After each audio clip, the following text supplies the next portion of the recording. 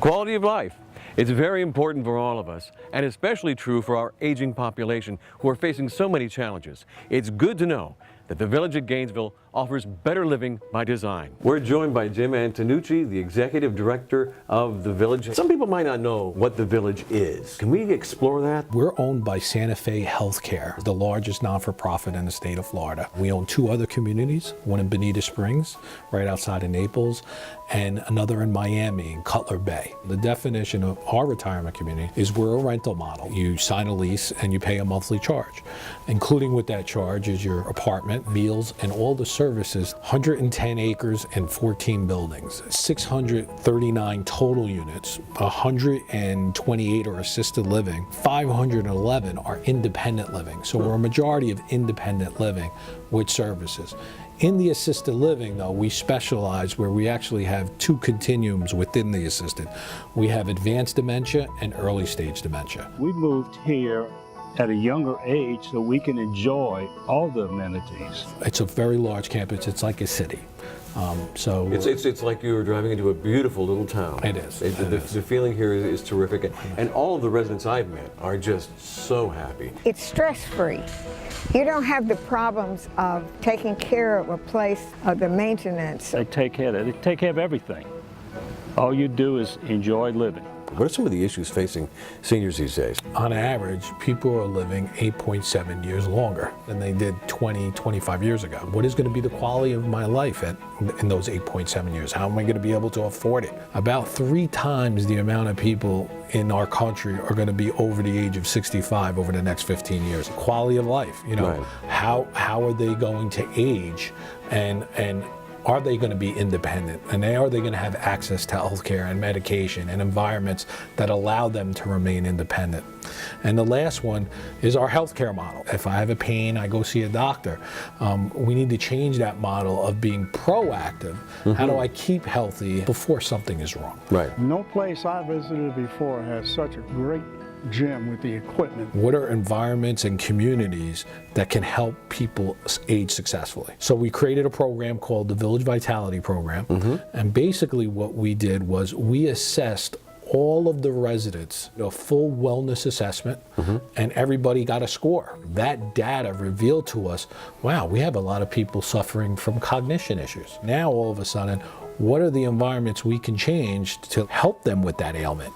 So, you know, one example, the old style buses, if you had a walker and a big lift comes out and mm-hmm. lowers you to the ground. Think about that resident, what they're going through. You identified that problem, and we were one of the first people to purchase what they call a low floor bus, where they could just walk right in with their walker. They go to every event, right. And just that access and coming and solving that problem allows them to age more successfully. And that really, I think, encapsulates what environmental gerontology is. Everything we've got through the Vitality Program, we continue with on a regular basis.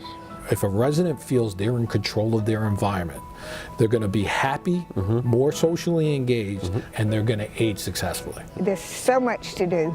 We have so many trips. We're definitely more active now. There's never a dull moment. One of our mottos is, you know, better living by design. Mm-hmm. You know, so that really encapsulates how we look at aging and environments. We had some people that said, you know, we would love to have some cognition training. We went to the powers that be at UF, and we started a program called the Vital Mind Program. We're focused on trying to keep people as mentally sharp as we can. We're using a lot of evidence-based training programs and procedures. 2 main interventions that we're implementing at the moment. The first one is a cognitive training intervention. They come in, they play brain game exercises on the computer. We're really trying to target areas or domains of cognitive functioning that are vulnerable when you get older. One of the other programs we're doing is a mindfulness meditation program. We really are investigating what we think are some pretty powerful procedures for keeping people mentally strong. So there's probably 5 broad things that people can do to keep sharp in late life. One is to continue their education, and that means even after retirement, going to school is never a bad thing. Another is what we call spot training your brain, and that's a variety of puzzles, exercises, and specific training programs.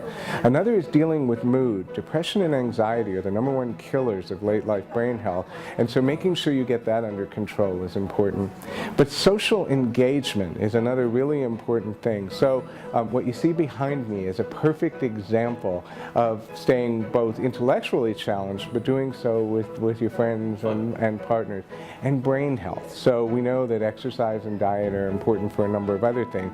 They're just as important for late life mental sharpness. Unfamiliar with a brain gym, they're all familiar with a physical gym, but the idea of having a place that actually cared about their cognitive and mental health made it pretty special. And that keeps their mind sharp, and they feel better about themselves. Let's talk about the Vitality program. All of the services that we need to give people options of healthcare right here on campus. Wouldn't it be great to have access to a gerontology doctor group, and let's build a clinic right here on campus? 85% of our residents are members of that clinic. It's right here on campus, and that's access. Yeah. Home care.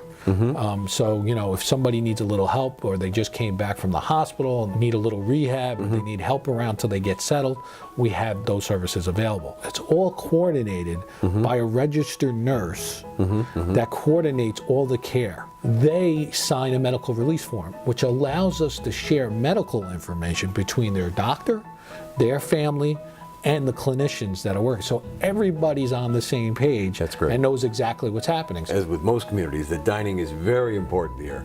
And you've gone the extra mile in that category as well. Tell us about that. Well, it's very, very important. Not only do we have to prove ourselves 3 times a day, it's 3 times a day, 7 days a week, and you're only as good as your last meal. We have 3 restaurants on campus, and Nell and I eat at all 3 of them. We're so large, we actually have 3 separate dining venues. One of those dining venues is where people can help themselves, and it's kind of a bistro style menu. And then we have fine dining. What's most exciting, the person that's running our program, before here, he was the executive chef of the New York Stock Exchange. So we take it very seriously. We have a very good program, what makes a successful dining pro, and listening to our residents constantly and getting that feedback through our food service committee and working with each one in the neighborhoods. That's what I think sets us apart. How can someone find out more? You have to see it to believe it. You have to come on campus and get a tour. So beautiful. However, but to get all that information, it's very simple. You could go to thevillageonline.com. It goes over the different programs we have. It goes into the Vitality program. The Village is better living by design, and then some. Thank you, Jim. Thank you very much.